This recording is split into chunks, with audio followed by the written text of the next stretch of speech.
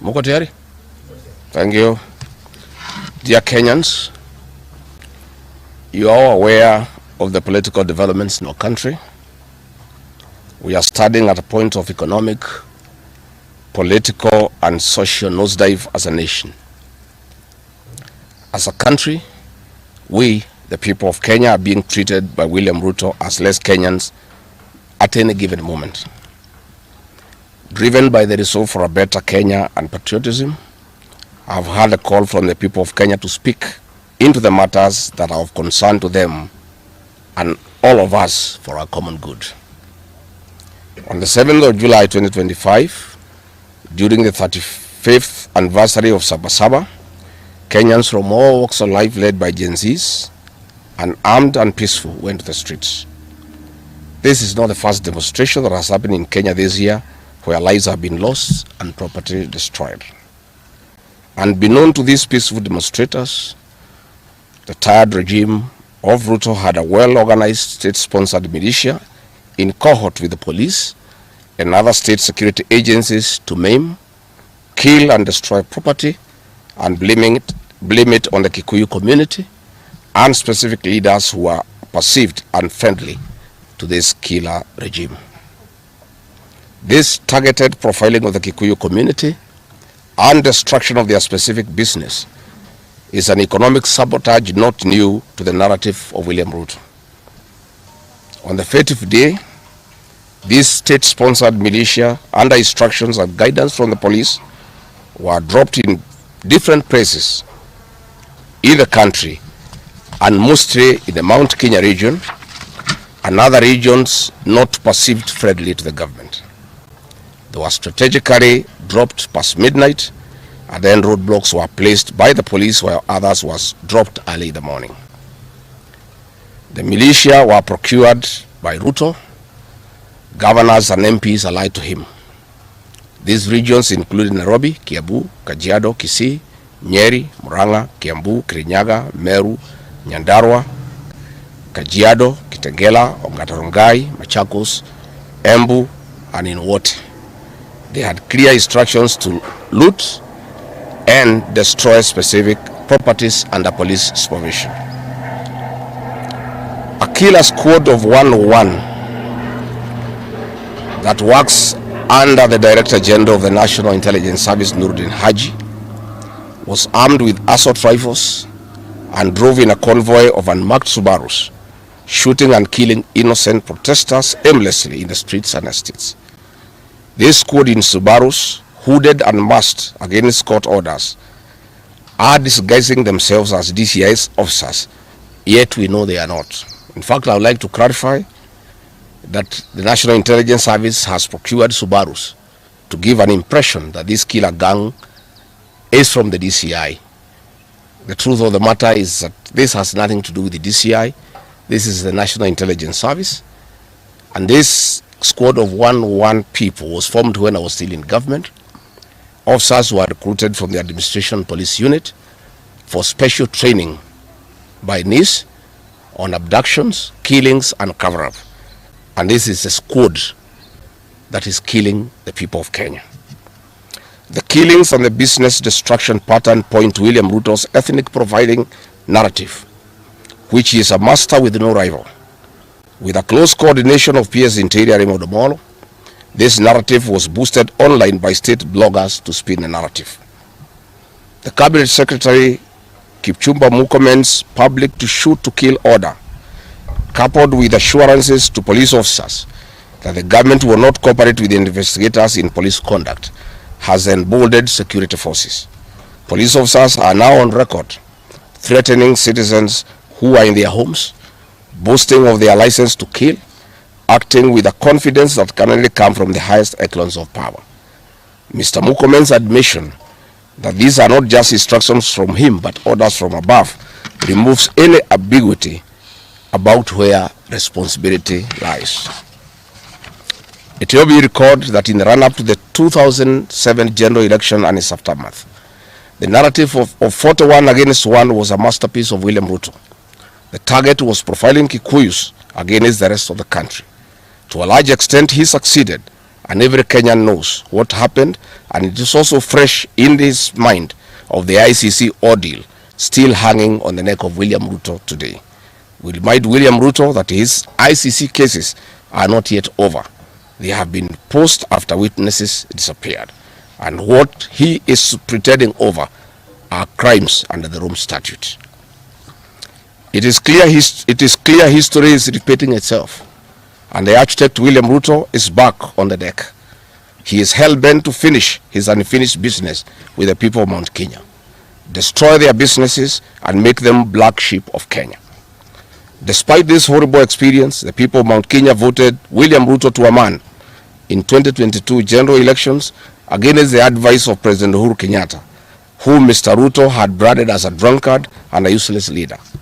Today, the people of Kenya, and especially the Mount Kenya region, feel sorry that they did not heed to the advice of Uhuru Kenyatta.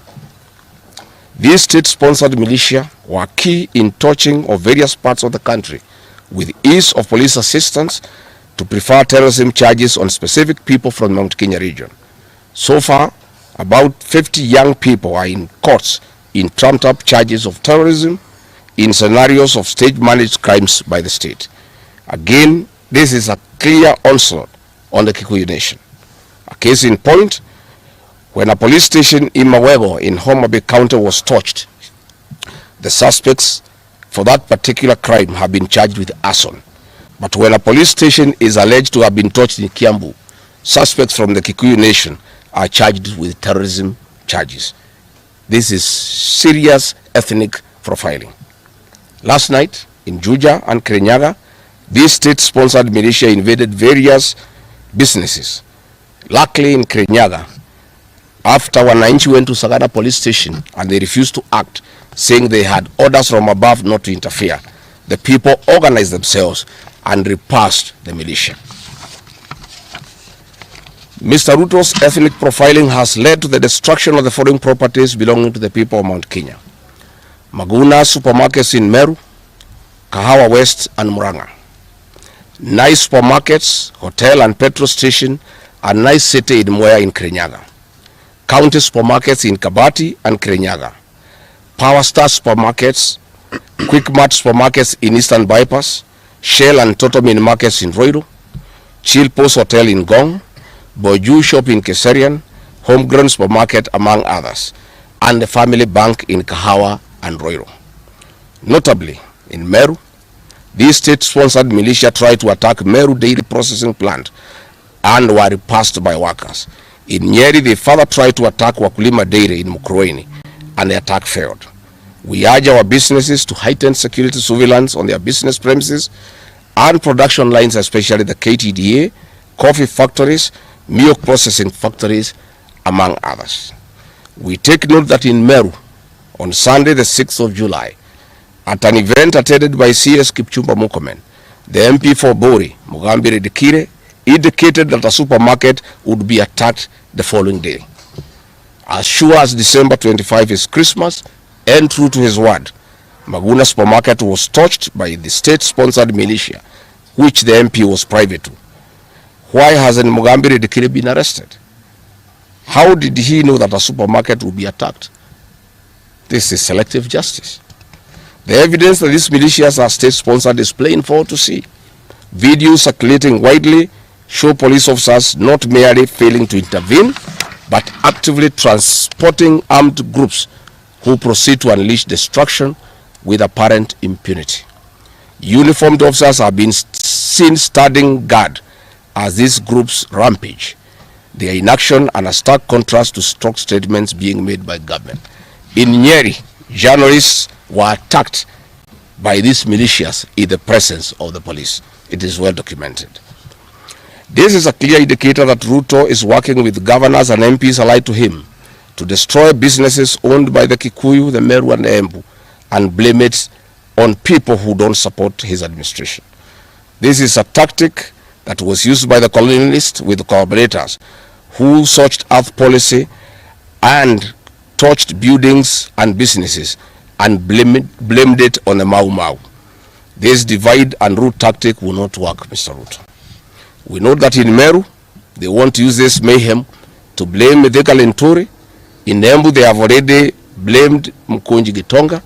In Kitengela, Gong, they want to target Senator Seki and MP Onesmus Ngogoyo. In Nyeri, they are trying to haunt Honorable Kagusha. And in Kirinyaga, they are targeting Senator Murango. We want to remind President Ruto that it is not the Kikuyus who want him out of office. It is the entire people of Kenya. Kenyans are suffering equally across the country. That is why Kenyans have said, if you, Mr. William Ruto, believe that it is the Kikuyus who want you out, then all Kenyans are Kikuyus. I want to thank the people of Kenya for standing out against this tribal profiling of the Kikuyu. The people of Kenya yesterday did wonderful by saying that the Kikuyus should not be profiled. This morning, I've seen Ruto quivering and wailing in uncontrollable anger. Mr. Ruto, excessive anger is not a solution. I want, with a lot of humility, to advise you to stop being angry. That will not help. You need to know what you need to do because you have not been listening to the people of Kenya. The people of Kenya are more angry than you are. They are angry because you have overtaxed them. There is wanton corruption. There is abductions and extrajudicial killings. There is ethnic profiling and other ills that bedevil your administration. If you want to be calm, please abolish the housing levy and give dignity to the payslip. I have heard you saying that you cannot give jobs to the young people. Please restore the dignity of the payslip. Restore the capacity of the middle class. The middle class will give jobs to these young people. Stop killing and profiling the young people. Listen to them.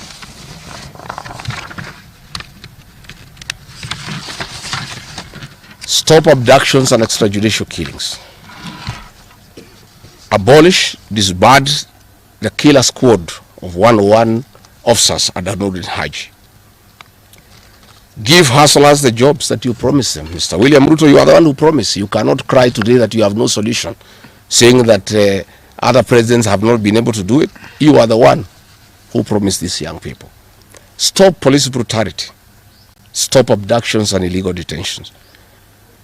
Get the hustlers from the bottom of the economic pyramid as you promised. Yes, Mr. President, we agree there were other presidents before you, as you have rightly stated, and true, they never went through what you are experiencing today. May it please you to know that the reason why Kenyans rarely had problems with them, Mwai Kibaki and Uhuru Kenyatta were guided by the Constitution and the rule of law. They did not capture our constitutional institutions to work for them, instead of working for Kenyans. They never killed children. They never attempted to build churches in State House. They never organized militias to destroy people's property and kill them. That is why you have a problem. And we also want to remind you that Mwai Kibaki had a difficult time from you, William Ruto. Videos are everywhere. You cannot say that Mwai Kibaki did not face resistance. It's on record that you gave hell to President Kenyatta for 5 years. So it is hypocritical for you to allege that Mwai Kibaki and Uhuru Kenyatta had a very easy time. Most of the problems Mwai Kibaki and Uhuru Kenyatta had came from yourself, and it's on record. We want to advise you that the one-term movement is not getting you out of power outside the Constitution. Mr. President, nobody wants to throw you. Nobody wants to overthrow your government. Nobody wants you out of power through unconstitutional means. Mr. President, I and the people we work with are on record. We want you to remove you from State House through the ballot in 2027. This narrative you are creating that there is an attempt to overthrow your government is for you to have the opportunity to use the Terrorism Act to profile communities and to persecute leaders who are opposed to your administration. Please relax. We want you to serve your one term. Nobody wants you out of government. And constitutionally, nobody has any plan to overthrow your administration, Mr. President. We want to face you on the ballot in August 2027. So just relax and stop crying wolf that anybody wants you out of office unconstitutionally. There is no leader here who is planning a coup, and none has the capacity, and nobody is interested. The leaders in this country, and indeed 95% of the Kenyan population, want to humiliate you at the ballot. They relish that moment. None of them would want you to go out through any other method, unless, of course, you decided to resign on your own volition. So please stop creating this narrative. This narrative is to enable you to use anti-terrorism law to persecute leaders and to persecute the Kikuyu community.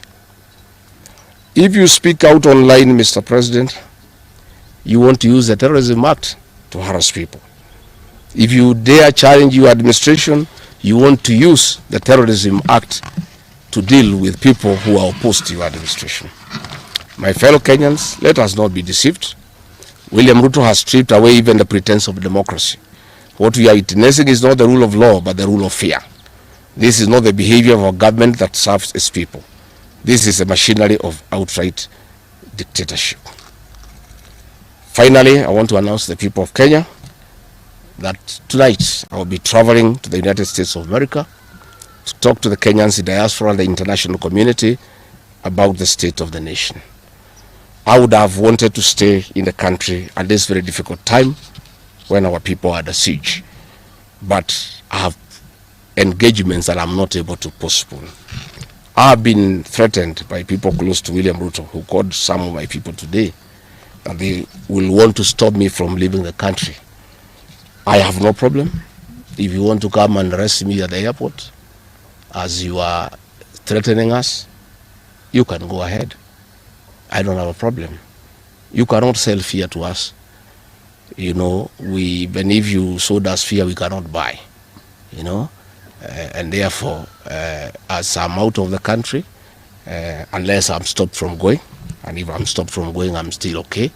I'll be here because this is my country. We have made sufficient arrangements with other leaders in the united opposition to create a pool of lawyers to come in through for our young people who are being persecuted on trumped-up charges of terrorism. And I want to explain. I have heard the president saying that people have attacked police stations and the law courts. It was all stage managed by the MP for Kikuyu. How do you explain that people can walk into a police station and they are not armed and take over the police station from armed police officers? How do you go to the courts that are guarded by armed police officers and touch them?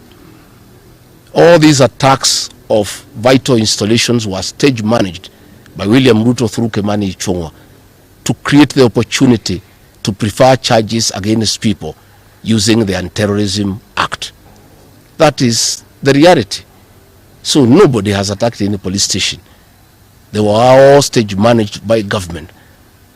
And what is happening is history is repeating itself. This is exactly what Moi did in the 80s against the Kikuyu community.